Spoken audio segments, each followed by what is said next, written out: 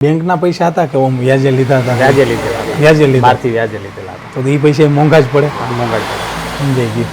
દર વર્ષે તમે 3-4 લાખ 5 લાખ રૂપિયા કરી અને આ ફરી દીધા મહેનત કરીને. કેટલું હતું ખર્ચ આમ ખરેખર? 25 થી 30 લાખ રૂપિયાનું ઉપર હતું. 25 થી 30 લાખ. એના પછી મારે બીજું બિઝનેસમાં કંઈ એટલો બધો ખ્યાલ ના આવ્યો, એટલે પછી મેં આ મારા મિત્રએ કીધું એટલે મેં આ બિઝનેસ ચાલુ કર્યો. મારું જે ઉપરનું હતું એ બધું પૂરું થઈ ગયું. 5-7 વર્ષમાં દેવું હતું એ બધું પૂરું થઈ ગયું. 5 થી 7 વર્ષમાં મહેનત કરીને સારી રીતે ઇન્કમ ભેગી કરી અને એમાંથી પાછું દેવું મારું ચૂકતે કરી દીધું. એમ કીધું કે આ તો 12 માસ એક હરખું ચાલુ રહેશે એમ. એક હરખો બિઝનેસ રે, ખાવા પીવાનો છે એટલે એમાં મંદી નહીં આવે એમ. એટલે એના અનુભવ પ્રમાણે એને મને સાથ સહકાર આપ્યો જયેશભાઈએ. ગયા એટલે પહેલું તો ગાડી આવી. અચ્છા. ત્યાંથી રેલવે સ્ટેશન બસ સ્ટેશનથી ગાડી પિકઅપ કરીને કંપનીમાં લઈ ગયા. અચ્છા. પછી ત્યાંથી નાસ્તો પાણી બધું કરાયું. ફ્રેશ થવાનું કીધું એટલે રૂમ આપ્યો. માંથી ફ્રેશ થયા, ચાય નાસ્તો આવી ગયો નીચે. પછી જોયું બધું ડેમોમાં બધું ભાઈ કુનાલભાઈ બધું બતાવ્યું. આજે ગામડા તો કીધું વિદેશ જેવો દેશ ઉભા થયા છે એમ કયો કહેવાય. ગામડાની જે તાકાત છે એ કંઈ કમ ન કહેવાય. મિત્ર, આજે નવસારીની બાજુમાં શીખલી ગામ છે તાલુકામાં. ત્યાં શીખલી ગામની બાજુમાં રાનકુવા ગામ છે. ત્યાં એક અમારા ભાઈ છે હિંમતભાઈ, એ ઘંટી હલાવે છે ઓટોમાઇડની અને એ સારો એવો બિઝનેસ કરે છે ને રેડીમેડ આટા અને મસાલા કરે છે. એમાં આટાની વાત કરું ને તો ઓછામાં ઓછો 30 થી 35 પ્રકારના બધી જ પ્રકારના રેડીમેડ આટા બનાવે છે અને ઘણા બધા મસાલા બનાવે છે. તો આપણે જાણીએ કે એને જ મળીએ અને એ કેવી રીતના મસાલા બનાવે છે અને આટા બનાવે છે એની જ માહિતી લઈએ. તો હિંમતભાઈને જ મળીએ. કેમ છો હિંમતભાઈ? મજામાં. મજામાં. હવે હિંમતભાઈ, તમે થોડુંક તમારી જર્ની કહો કે આ મશીન હલાવો છો તમે તો શું શું પ્રોડક્ટ બનાવો છો અને કેવી રીતે બનાવો છો એના વિશે થોડીક માહિતી આપો. પ્રોડક્ટમાં તો આપણે સમજી લો ને, ઘઉંનો લોટ છે, જુવારનો છે, મકાઈનો છે, બાજરીનો છે, ઢોકળા, ઈદડા, વડા, હાંડવાના બધા લોટ છે. એ પ્રમાણે બધું જ આપણું આ ઓટોમાઇક કંપનીવાળાનો જે છે મશીન એમાંથી આપણે પ્રોડક્ટ કરીને એનું દળીને આપણે આપણું પોતાનું પ્રોડક્ટ જ ચાલુ રાખેલું છે. ને સારી અને વસ્તુ ક્વોલિટી નીકળે રહી, એમાં કોઈ પ્રોબ્લેમ નથી અત્યાર સુધીમાં. અચ્છા, એટલે તમે આની અંદરમાં બધા આટા બનાવી રેડીમેડ કરી અને પેકિંગ કરીને માર્કેટિંગ કરો છો. હવે હું હિંમતભાઈ પૂછું કે તમે આ તો અત્યારે તમારો કરંટ બિઝનેસ છે, તો તમે પહેલાં શું બિઝનેસ કરતા, કેવી રીતના કરતા? પહેલાં અમારું બિલ્ડિંગ મટીરિયલનું હતું. તો આ બિઝનેસમાં આવવાનો કેવી રીતનો વિચાર આવ્યો? આ વિચારવા આવવામાં એવું હતું કે આની અંદર ઓછું રોકાણ અને એટલે અત્યારે તો પથ્થરની ઘંટીમાં થોડાક અમારે 2 ઘંટી લઈને ચાલુ કર્યું હતું. પથ્થરની ઘંટી ત્યારે એટલું બધું રોકાણ નહોતું ને લાઇટ બી આપણે ત્યારે ઓછા કિંમતમાં મળી ગયો હતો. એટલે એ હિસાબે ને બીજી બધી જે બિલ્ડિંગ મટીરિયલનો જે બિઝનેસ હતો એમાં તો ખૂબ સારા પૈસા જોઈએ. એટલે એમાં શું કે આ વસ્તુ પછી અમારે મગજમાં આવીને રોજે રોજ પેલું તો સમજી લો કે 6 મહિના જ સિઝન ચાલે. આ વસ્તુ જ્યારે ચાલુ કરી ત્યારે અમને અમારા મિત્ર એક જયેશભાઈ કરીને એની ચાલુ જ હતી. એના પાસે અનુભવ લીધો અને એને એમ કીધું કે આ તો 12 માસ એક હરખું ચાલુ રહેશે એમ. એક હરખો બિઝનેસ રે, ખાવા પીવાનો છે એટલે એમાં મંદી નહીં આવે એમ. એટલે એના અનુભવ પ્રમાણે એને મને સાથ સહકાર આપ્યો જયેશભાઈએ. એના હિસાબે મેં ચાલુ કર્યું 2 ઘંટીથી અને પછી જેમ જેમ ગેરાગી વધતી ગઈ ને કામ વધતું ગયું એ પ્રમાણે મારે ઘંટી વધારતા ગયા અને પાવર બી વધારેલો અને ઇન્વેસ્ટ સારું કર્યું અને એ પ્રમાણે અમે સફળફૂલ થયા. હવે તમે પથ્થરવાળી ઘંટી હલાવતા હતા, તમે કીધું 2 ઘંટી હતી, તો એમાં શું તકલીફ પડતી? તકલીફ તો બીજી કે અહીંયા કસ્ટમર આવે એટલે સમજી લો કે જુવાર દળી કે ઘઉં દળી તો ગાળો તો આવવાનો જ. ગાળો તો આવવાનો છે. ખાલી એક જ ઘંટી હોય એટલે હવે બધું જ એનામાં દળવાનું જે આવે તે.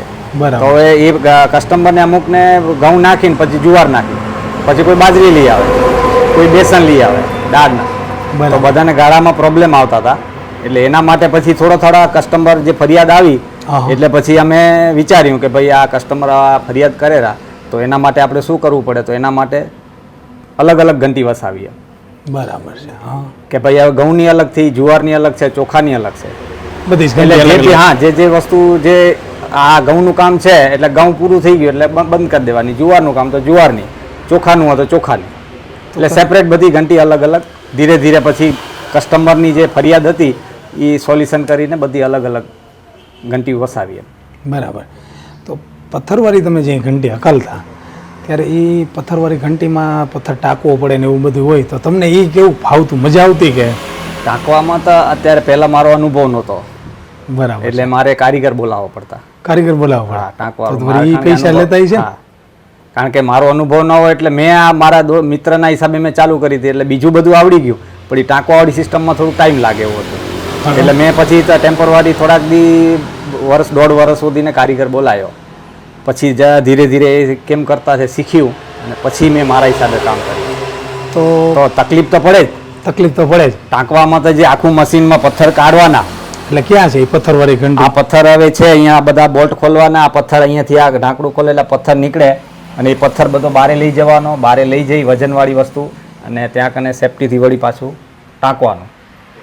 મિનિમમ 5 થી 7 કલાક નીકળી ગયા. 5 થી 7 કલાક નીકળી જાય. પછી ટાઈકા પછી પાછું દરો એટલે પાછું દરો એટલે 2 દિવસ એની ક્વોલિટી નહીં નીકળે. 2 દિવસ ક્વોલિટી નો નીકળે. 2 દિવસ હું ટાંકે એટલે પથ્થર તો સેટિંગ તમારા કસ્ટમર હોય એમાં ફરિયાદ આવતી આવે જ ને. 2 દિવસ તકલીફ પડે. 2 દિવસ તકલીફ પડે. 2 દિવસ એની ક્વોલિટી નીકળવી જોઈએ તે નહીં નીકળે. તો તમારું કેવું શું છે એની અને આ અમારી જે ઓટોમાઇઝ કંપનીની કમ્પેરિઝનમાં વાત કરી તો કઈ સારી કહેવાય? સારી તમને આના માટે, અમારા માટે તો આ સારી. અત્યારે આપણે જે નહોતી વાપરી જ્યાં સુધી આપણે અનુભવ નહોતો, એટલે આપણે કઈ કોઈને કહી નથી શકતા. બરાબર. આ જ્યારે આપણે પોતે આમાં ચાલુ કરીને આપણે જ્યારે આ કામ ચાલુ કર્યું, એટલે આપણે એમ લાગ્યું કે ભાઈ આની અંદર આપણે હવે આવ્યું એટલે તરત જ ફટ દઈને બટન દબાયું. હવે આમાં એક દળનું હોય 5-7 કિલો તો દળવું હોય તો આની અંદર તકલીફ પડે સેટિંગ કરવામાં. કારણ કે 5 કિલોમાં 2 કિલો જાય ત્યાં સુધીને સેટિંગ કરવામાં ટાઈમ નીકળી જાય. એવું થાય? કારણ કે પેલો પથ્થર ભેગો કરો એટલે પેલું નીકળે, પછી વળી પાછું જોવાનું, પછી વળી પાછી પ્રેશર દેવાની, વધઘટ ક્વોલિટી ના નીકળે ને. એકવાર સેટિંગ થઈ ગયા પછી થોડુંક ટાઈમ ચાલ્યા કરે, પણ પહેલું સ્ટાર્ટિંગ થાય એટલે થોડુંક તો કોઈક ગ્રાહક જ 2 કિલો લઈને આવ્યું એટલે તકલીફ પડે ને. આપણામાં એ નથી પડવાની ને. આપણામાં તો કઈ છે જ નહીં. આપણા આમાં તો હવે સમજી લો એક દાણું એટલા દળાય જ નહીં. કોઈ આવીને એમ કહે કે ભાઈ મારે 5 કિલો ઘઉં દળવાના છે, જો ચાલુ હોય તો દળાઈ જવા, દળી આપી ના. આ બંધ થઈ ગયો અને પાછો કોઈ 5 કિલો લઈ આવે તો એને કહી દેવું પડે ભાઈ 2-4 દળના ભેગા થશે પછી જ ચાલુ થશે. પછી 2 કલાક લાગે ને 4 કલાક બી લાગે. એવું? કારણ કે પ્રોબ્લેમ તો એને પછી એ તો ખાલી ફરિયાદ લઈને જ આવવાના છે ને. એ તો ફરિયાદ જ કારણ કે 5 કિલો એને દળી આપી, 3 કિલો તો સેટિંગ વગરનો જ હોય અંદર. ચાલુ કરેલ થોડીક વાર તો લાગે. તો પછી હવે એ તો એને આપવાના, એટલે એ તો પાછો બીજી વાર કે ત્રીજી વાર આવે ત્યારે કહેવાનો જ કે ભાઈ તે દાડે લોટ દળ્યો હતો જરાક રોટલી આવી. તમે આખો દીમાં કેટલી ફરિયાદ સાંભળતા છો? ફરિયાદ તો રોજની 2-4 તો આવે જ. રોજ 2-4 તો આવે જ. તો પછી કંટાળો ન આવે? કંટાળો આવે પણ શું આપણે પ્રોડક્ટ બનાવતા હોય ને આપણી પ્રોડક્ટમાં કોઈ ફરિયાદ કરે એ ગમે ના જ ગમે પ્રોડક્ટમાં. હવે આ ઘંટીમાં તમે દરો તો આમાં કેટલી ફરિયાદ આવે? આમાં હજી સુધી ને આવી નથી. આવી નથી? નથી આજે. નખત્રાણા કોણ તમે અહીંયા અને નખત્રાણા બધું અંતર જાજુ છે? એટલે અમારે કચ્છ જ ને. તમારું કચ્છ? અમારું મેન વતન અમારું કચ્છ જ. અચ્છા એવું છે. એટલે અમારે વર્ષમાં 3 વાર જવાનું થાય. હા હા. અમારે જે આ ભાઈનો બાણે જ છે ને મારો અહીંયા મારે અહીંયા ભાઈ પાસે ચાલુ કર્યું ત્યારે અનુભવ અહીંયા લેવા આવેલો મારી પાસે એ ભાઈ. અચ્છા. ત્યારે મારી પાસે નહોતી. તો હાલો હું તમને પૂછું કે તમને જે આ ઘંટી લેવાનો વિચાર આવ્યો તો અમારી કંપનીનો કેવી રીતનો કોન્ટેક્ટ કર્યો? તમારી કંપનીમાં જો એક તો પહેલી જ વાર આ ભાઈ જે ઉમેશભાઈ કરી નખત્રાણાવાળા છે એને બી અમે કીધું એ તમારી ઘંટી ત્યારે લીધેલી હતી એને. બરાબર છે. બરાબર. એ ત્યારે તમે એને ચાલુ કરી ત્યારે જ લઈ લીધેલી. એની પાસે કેટલી છે? એની પાસે અત્યારે લગભગ 5 કે 6 છે. 5. પહેલાં તમારે ચાલુ કરી ત્યારે એક એ હતી ને એક આમાંની પથ્થરવાળી હતી. અહીંયાથી જ સુરતથી જ ગયેલી હતી. એક આમાંની પથ્થરવાળી અને એક તમારી ચાલુ હતી. બરાબર છે. અને અત્યારે 6 ઘંટી. અત્યારે બી એ બધી પથ્થરવાળી સાઈડ પર મૂકી દીધી એ લોકોએ. અને હમણાં તમારી જ આ મસાલાની ને અનાજની બધી થઈને 6 એવી કંઈક છે. 6 ઘંટી. હા.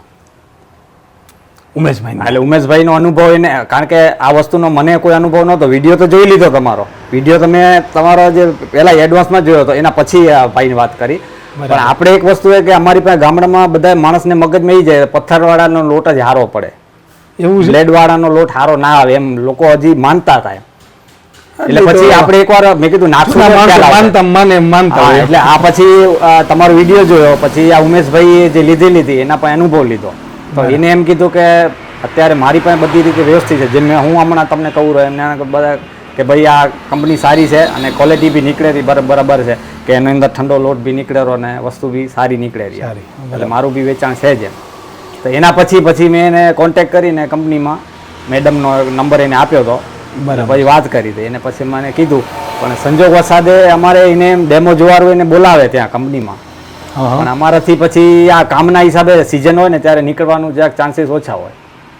પછી વચ્ચે એકવાર સેટિંગ કર્યું હતું, તમે બેઉ ભાઈ આવ્યા હતા અને બધું ત્યાં પ્લાન્ટ પર જોયું બધું અને ડેમો બતાવ્યો કુનાલભાઈએ, વ્યવસ્થિત જોયું. ત્યારે પછી એક આ ઘઉંનું ને એક આ 2 મશીનથી ચાલુ કર્યું આપણે. તો તમે અમારી કંપનીમાં આવ્યા તો કેવો અનુભવ રહ્યો? અનુભવ સારો.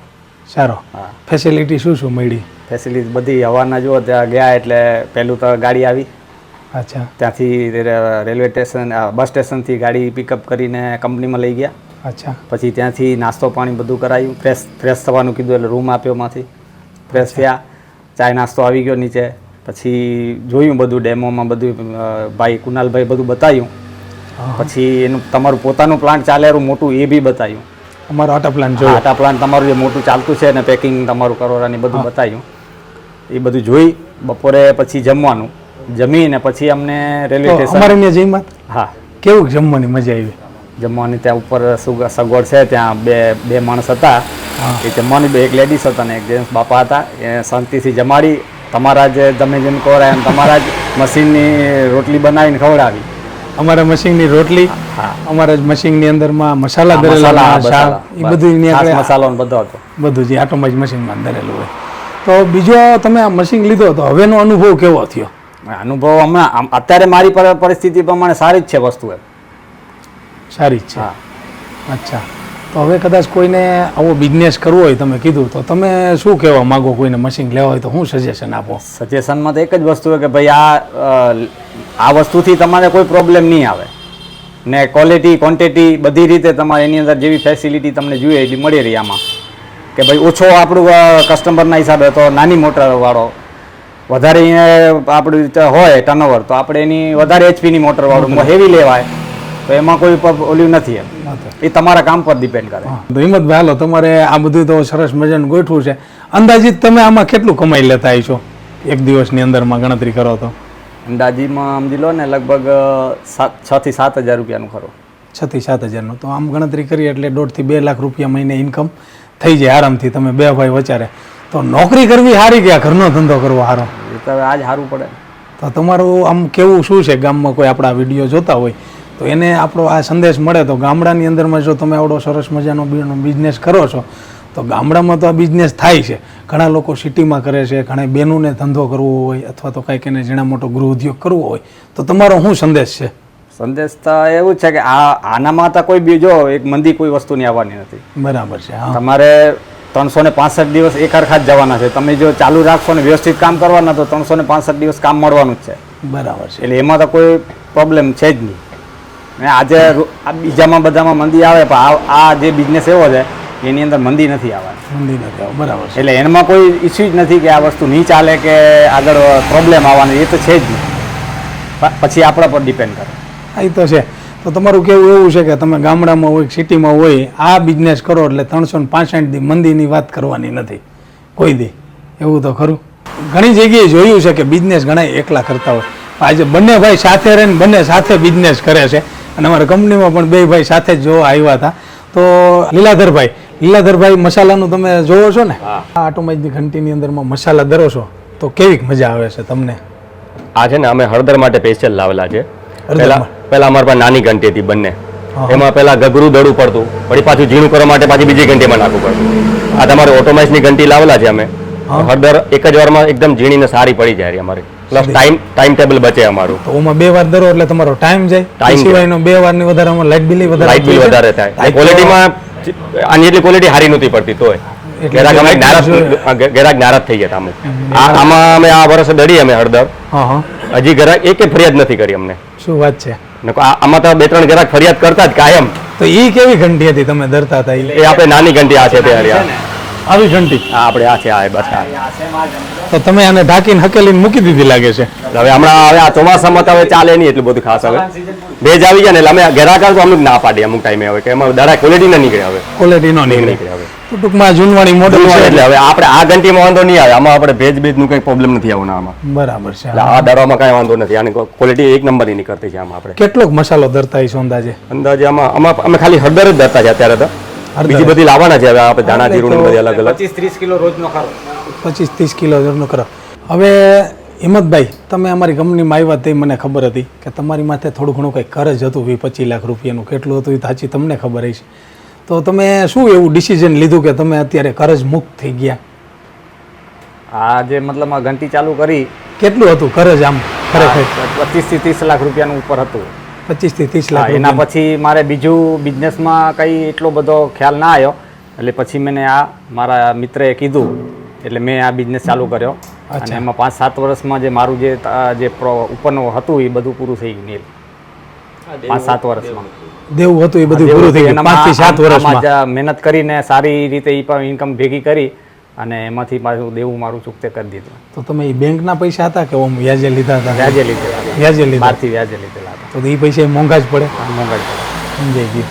દર વર્ષે તમે 3-4 લાખ 5 લાખ રૂપિયા કરી હા અને આ ફરી દીધા મહેનત કરીને. સારું, ખરેખર તો ધન્યવાદ દેવા જોઈએ હિંમતભાઈ.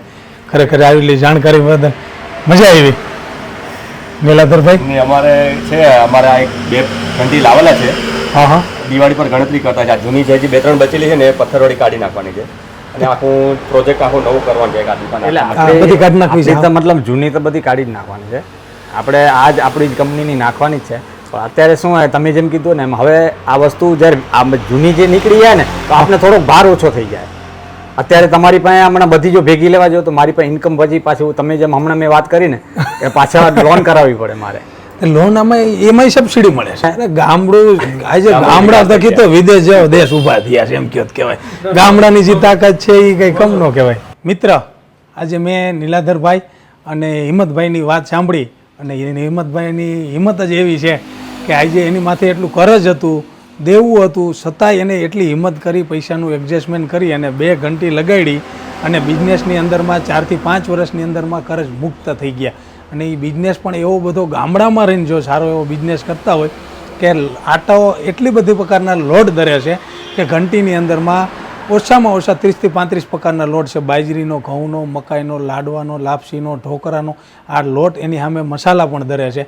તો એના નાના ભાઈ રહ્યા એ નીલાધરભાઈ મસાલાનો બિઝનેસ સાથે સાથે 2 ભાઈનું જોઈન્ટ ફેમિલીમાં આજે ઘણી વખત કેવું છે કે 2 પાર્ટનરને ભળવું મુશ્કેલ થઈ જતું, એવી રીતનું 2 સગા ભાઈને સારામાં સારું એવું ભળે છે. ફેમિલી બિઝનેસ છે અને મસાલાનો બિઝનેસ ને આટાનો બિઝનેસનો વેપાર એવડો જબરજસ્ત કરે છે. દર મહિને 1.5 થી 2 લાખ રૂપિયાનો તો ઇન્કમ કરે છે. તો એનું ટર્નઓવર કેવડું હોય છે એ વિચારો કે મટીરિયલ ગામડાની લઈને અને જો આવડો મોટો બિઝનેસ કરતા હોય તો તમે વિડીયોમાં આગળ બધું જોયેલું જ છે.